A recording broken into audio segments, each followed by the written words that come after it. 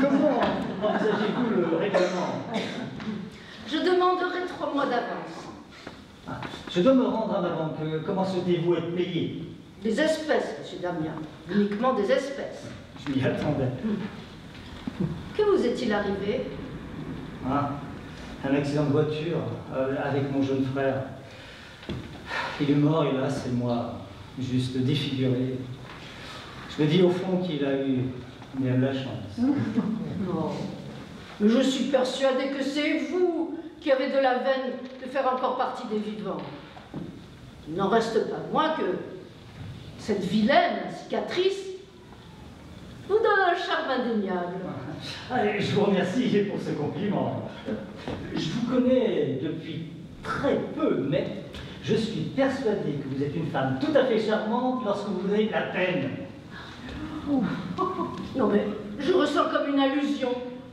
Auriez-vous entendu quelques clabaudages me concernant? Des bruits, madame, rien que des bruits. Ils sont légion, ils sont légion dans cette région.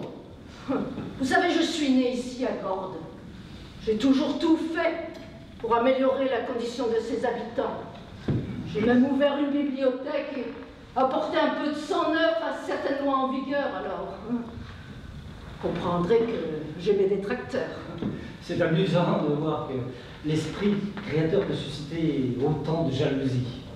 Comme disait Nicolas Machiavel, on attire la haine en faisant le bien comme en faisant le mal. Je vois que votre verre est vide. Je vous en sers un autre? Ah, hélas, non. Je n'ai pas le temps, j'ai un rendez-vous en ville.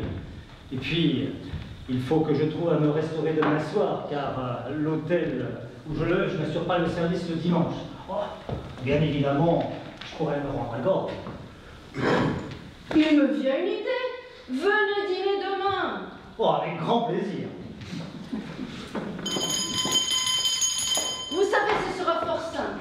Tous les dimanches, après-midi, vers 19h, nous instituons un repas autour d'un apéritif avec quelques canapés. Ce sera parfait. Madame Massonnier? Oui. Avant de raccompagner Monsieur Damien, soyez assez aimable de lui faire visiter l'annexe du moulin. Et veuillez noter que demain soir, il partagera notre repas. Bien, madame. Vous venez avec moi, monsieur Damien? À très vite, Anna. Alors, que désirez-vous que je vous fasse, comme petit encas? Aimez-vous le foie gras? Êtes souple, savez-vous? Vous voulez que je vous dise quelque chose? Vous êtes un homme bien, et c'est si rare de nos jours.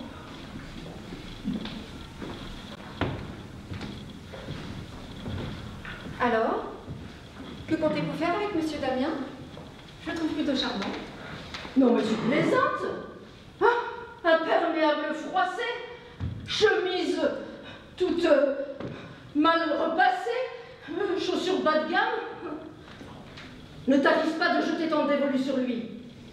Ce n'est pas avec sa paye de détective privé que nous réparerons notre toiture. Détective privé? Mais c'est passionnant. Ça dépend de quel côté on se place. D'où vient la cicatrice sur son visage?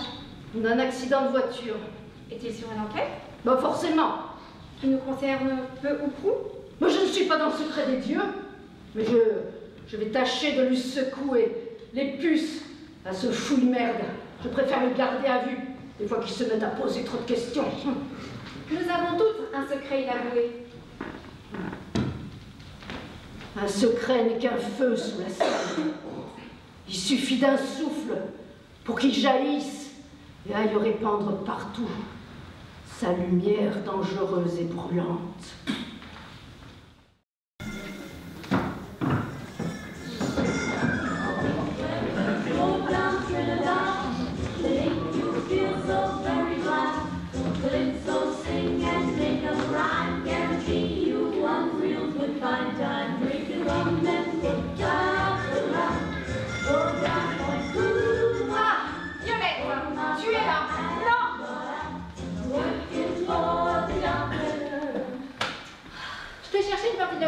Pour faire les coups du moulin. Je suis allée au cinéma.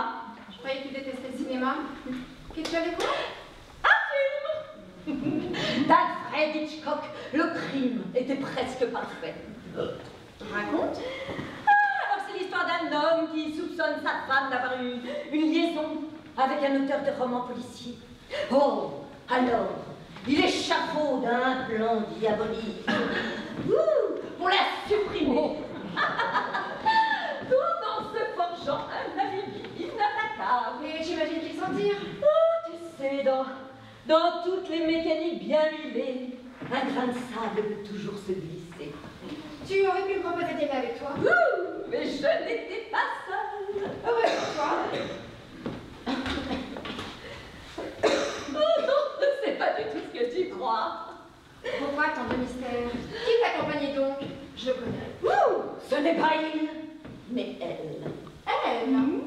Je m'y suis rendue avec Beryl. Cette dépravée. Toujours le sens de l'exagération. Ma chère sœur. Oui, je sais, c'est l'incarnation vivante de Sainte Ursule. Oh, c'est pas parce qu'elle a été mariée 3 fois qu'il faut la cataloguer. Elle n'a jamais su faire les bons choix. Ce qui, tu en conviendras, fait un choix commun. Que je sache, je n'ai eu qu'un seul mari et je peux encore les compter sur les doigts d'une seule main. Bravo! Quelle prouesse! Il est vrai que toi, tu n'as jamais su retenir un homme bien longtemps. Ah, le célibat va très bien, il m'évite les désillusions. Ainsi, je ne suis ni divorcée, ni veuve. Bon, mais pour en revenir au sujet qui te préoccupe, Beryl, quand l'as-tu vue pour la dernière fois? À la foire de Gordes. Elle était maquillée comme une affiche publicitaire et elle se pavanait dans une robe bien trop moulante. Tous les hommes la regardaient. Elle plaît à la chambre masculine, oh, voilà une affaire. Mais non, on me dit beaucoup sur elle, mais moi elle me fait rire, elle est si gaie, comme un poisson. Eh bien moi, elle me fait penser à un singe que l'on voit se balancer de branche en branche en ricanant. On a tous un animal qui nous ressemble, n'est-ce pas? Cette riposte de mes destinées. À toi de voir. Tu as une fâcheuse tendance à faire des allusions plus que douteuses. Il n'y a que la vérité qui blesse. Tu manques totalement de psychologie. Cette femme ne peut nous apporter que des ennuis. Quoi qu'il en soit, on ne peut pas de sa présence ici au moulin. Qui ça? On? Ni mère, ni moi. Mais j'aimerais cependant que tu m'expliques ton soudain engouement pour ma belle-sœur. Tu ne la fréquentais pas du temps de mon mariage avec son frère? Il n'y a que les imbéciles qui ne changent pas d'avis. Elle demeure où maintenant? Chez la mère Gabet. Et je pourrais la voir autant que je n'exprimerai mon but. Deux mégères ensemble. Et que fait-elle? A-t-elle repris son travail à l'hôpital? Non, elle assure des soins. À domicile. Et vite servante. Et malgré tout, elle loue une simple chambre chez la mère Gabert. Oh, mais ce n'est que provisoire. Elle a l'intention d'acheter une maison. Au village? Dans la régie. Le plus loin sera le mieux. Elle a hérité? Oui, de son dernier mari. Pourquoi? Il est mort? Non, enfin, divorcé. Je vois. Grand bien lui fasse. En attendant, elle t'en veut de lui avoir refusé l'entrée du moulin? Ou elle a été reçue que je sache. Oh oui, certes. Du temps de tes fiançailles, et puis je n'ai plus jamais réussi. La décision de lui fermer la porte venait de notre mère. Pourtant, tu n'as jamais pris sa défense. Si tu crois que c'est facile avec son caractère. Oh, bah, tu ne te gênes pas pour prendre celle de prudence, hein, qui, après tout, n'est que la bonne. Tu es bien contente de l'utiliser. Ranger ta chambre, faire ton lit, laver ton linge. Elle est payée pour ça, non? Tu n'as jamais le respect de rien. Tu es superficielle et égoïste. Tu ne penses qu'à toi. Parce que tu crois plus intelligente. Tu ferais bien de t'occuper de ta fille, qui ne va pas tarder de se sauver du pensionnat de la colline. Qui t'a mis de telles foutaises en Elle! J'ai entendu dire au téléphone à une amie, et crois-moi, ses propos étaient sans ambiguïté. Il est absolument hors de question que Charlotte sorte du pensionnat. Elle aura de l'instruction et elle sortira avec un bagage. Oui, comme Lucie Martinet. Oh, tu parles d'un exemple. Elle est nonne maintenant. Et alors, il n'y a pas de ce métier? Regarde, Martine Pinot, elle a trouvé un travail dans une boulangerie. Engrossée par le patron. Et Blandine Leboeuf. Oh, bonne chez les antipathiques bordasses, corvéables à merci, un meilleur exemple, regarde le vaillant. Il est sorti mécanicien qualifié et il a même ouvert son propre garage. C'est pas une réussite, surtout quand on sait d'où lui vient son argent, hein, à ce petit voyou. Il vendait des produits, lui. Tu crois qu'il me chicanait encore longtemps? Non. Non, j'exprime mon avis. Certes, le pensionnat de la colline a eu son heure de gloire. Enfin, ça, c'était du temps de l'ancienne direction. Cette période-là est révolue. Et tu crois que c'est en restant moulin dans ce climat délétère que Charlotte va pouvoir s'épanouir? Oh, mais si tu lui lâchais un petit peu la prise. C'est encore qu'une adolescente, elle a besoin de liberté. Excellente analyse. Madame, je sais tout. Tu n'as pas d'enfant. Tu ne sais pas de quoi tu parles. Décidément, on ne s'entendra jamais, toi et moi. Tu ne crois pas qu'il serait temps de régler nos problèmes de communication? Mais de quelle communication parles-tu? Nous n'avons pas les mêmes noms. Je suis une femme indépendante, moi. Et je déteste cette vie de famille. Et tu la préfères à ta vie de pétachon? Oui, je la préfère à la tienne. Toujours aux ordres de notre mère et collée à Prudence. Tu sors à peine. Tu ne vois personne, tu t'exhortes à écrire des poèmes qui sont destinés aux faibles en manque de sentimentalisme. Oh. Oh. Et puis regarde-toi. Oh. Mais regarde-toi. Tu me négliges. Il est vrai que je ne reste pas une heure dans la salle d'eau, en train de me faire des masques au concombre et à tremper mon corps dans des bains de lait d'année. Et puis, si j'étais toi, je me tairais. Tout le monde sait que tu bois. Où vas-tu? Me faire belle, si je peux. Mais oui, tu peux. Ah!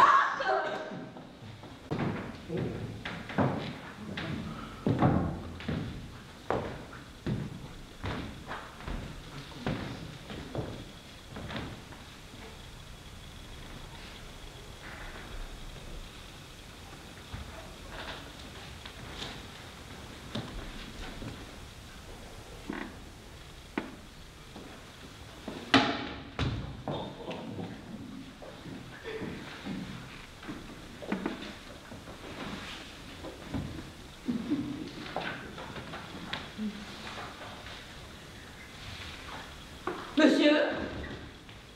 Bonsoir, madame. Je suis Damien. Prudence, que je l'ai croisé sur le seuil, m'a autorisé à entrer. Oh oui, en effet, on m'a informé de votre venue. Damien, est-ce votre nom de famille? Bah, en réalité, je m'appelle Damien Trouve-Tout. Trouve tout. Mais voilà un nom qui colle parfaitement à votre profession. Si, vous savez, les nouvelles vont vite, dites-moi. Oh, moulin, elle tourne plus vite que la roue. Vous comprendrez alors, afin de pallier toute raillerie, une soit plus simple, j'utilisais seulement mon prénom. Sûrement. Je viens voir votre sœur sortir comme une furie. J'espère que ce n'est pas ma présence. Oh non, n'y prêtez pas attention. Marthe est, disons, sujette à des accès de mauvaise humeur. Eh oui, c'est récurrent chez elle. Mais je n'ai pas entendu votre voiture. Je me suis fait déposer au bout du chemin. Ah. Vous êtes en avance. C'est embêtant. Non, au contraire. Nous allons faire plus ample connaissance. Vous êtes la seconde fille d'Ada, je présume. Oui, je suis Violette, la sœur de Marthe. Vous lisiez. Oh oui, un livre de François Sagan. Oh, bonjour tristesse. Vous connaissez? J'en ai vaguement entendu parler. C'est un titre bigrement évocateur. À vous regarder si rayonnante, je suppose que vous êtes une femme à préférer la vie. Oh, comment l'avez-vous deviné? Cela se voit. Oh, vous me flattez, Damien. C'est sincère. J'imagine que vous avez fait connaissance de tout le monde. Votre mère, Ada, est impressionnante. Ah oui, oui. Mais elle a changé. Surtout depuis que notre père a pris la poudre d'escampette. Sans la moindre explication. Un soir de pluie et de brouillard. Cela a dû être une épreuve terrible pour toute la famille. Oh, pour être franche, ma sœur et moi ne lui en avons jamais voulu. Nous l'aimions. Après son départ, mère s'est contentée de nous dire qu'il était parti comme un malpropre. Et son caractère en a été terni à jamais. Les photographies de père réduites à l'état de cendre. Les quelques échanges avec votre mère ont laissé transparaître un caractère bien affirmé. Oui. Oh, mais assez parlé de nous, Damien. Oh, je brûle d'en savoir un peu plus sur vous. Il y a si longtemps que nous n'avions reçu le sexe fort au moulin. Oh, mais je ne vois pas d'avenir, ça se doit. Cela s'explique par le fait que je ne suis pas marié. Oh, vous vivez seul. Je vis avec mon chat. Chat, alors? Comment s'appelle-t-il? Sherlock Holmes. Oh, il faudra nous l'amener un jour. Oui, nous avons parfois dans le grenier une horde de mulots, et l'on dit que les chats sont dotés d'un sixième sens. En effet, ils sont capables de perception extrasensorielle. Tout comme vous. Oh, ben, je suppose. Y a-t-il quelque chose qui nécessite une enquête dans cette bonne région de Gordes? Je le crains. Une affaire qui nous touche de près. Vous savez, dans ce genre d'histoire, c'est assez souvent tout le village qui est beaucoup concerné. Et nous en particulier, n'est-ce pas? Qu'est-ce qui vous fait penser cela? Une vague intuition que l'on dit féminine. Oh, voyez-vous, je ne crois pas au hasard, votre seule présence ici semble le confirmer. Rassurez-moi. Non, nous ne jouissons pas particulièrement d'une aura de sympathie. Mais pour autant, notre réputation est sans faille, évidemment. Quelques médisances sont colportées. Vous imaginez 5 femmes seules dans un moulin, sans aucune âme masculine. En un mot commençant, nous n'avons rien à nous reprocher. Bonsoir, cher Damien. Bonsoir, cher Alain. Déjà sur pied de guerre. Bon, en aucune façon. Ce n'est pas dans ma nature. On me taxe de pacifiste la plupart du temps. Il me semble que vous vous intéressez de très près à la famille Cross. Vous ne pensez pas qu'il serait plus simple d'aller droit au but? J'allais y venir. J'ai des révélations à faire qui auraient un lien avec la famille. J'ai été mandaté officiellement. Mandaté, dites-vous, et par qui? Oh, il n'y a pas de secret. D'ailleurs, elle voulait vous prévenir elle-même. Mais je l'en ai dissuadé. Elle? Je crois deviner. Il s'agit de Beryl de Fléran. Je ne suis pas surprise. Et je comprends mieux pourquoi elle me posait toutes ces questions cet après-midi. Comment ça, tu as vu cette traînée? Enfin, je n'ai pas à vous rendre compte de mes fréquentations. Hein. J'ai passé l'âge, hélas. Et malgré toutes ces questions, je lui dois toute ma sympathie. Je lui garde toute ma sympathie. Bon, et alors? Que veut-elle? Une part de l'héritage? C'est un peu tard, non? Oh, ce n'est pas ce qui la motive. Elle souhaite des éclaircissements. Plus exactement, elle voudrait savoir la vérité. Mais arrêtez de parler par énigme, Dieu du ciel! Quelle vérité? Bon, bien. Elle affirme que son frère ne s'est pas pendu. Elle est certaine que quelqu'un l'a aidé. Ah, quelle idée saugrenue! Le dossier était classé sans suite. Le suicide ne laissait aucun doute. La gendarmerie a fait son travail d'enquête. Non, 93% d'une perte de temps, comme chacun sait. Oui, j'ai vu ça dans un épisode d'Hercule Poirot. Lequel? Je les ai presque tous vus. La maison du péril d'Agatha Christie. Ou c'était peut-être un autre. J'ose espérer qu'il n'y a rien de prémonitoire. Vous nous donnerez votre vision cinématographique à un autre moment. Oh, mais vous avez raison. Après tout, ça la concerne au premier chef. Marc ou Marc? Alors ainsi, vous ne cherchez pas vraiment à vous loger. Vous avez trouvé ce prétexte pour vous introduire au moulin. Oh non, la libération de votre Alex est une aubaine et l'autre prix très attractif. Vous savez sûrement que la paye d'un détective n'est pas bien élevée. Je vous remercie pour cela. À moins que je ne change d'avis. Je n'ose l'imaginer. Qui plus est, j'aurais quelques difficultés à trouver une chambre disponible un dimanche soir. Et puis, de vous à moi, c'est dans votre intérêt de m'écouter. Serait-ce une menace? Non, juste un conseil. Je me dois d'insister. Que se passe-t-il? Monsieur Damien a des choses à nous dire. Veuillez prendre place, je vous prie. Nous vous écoutons. J'ai des renseignements qui ici ne constituent pas une preuve sérieuse, ne sont pas moins des éléments permettant de réouvrir officiellement l'enquête. Et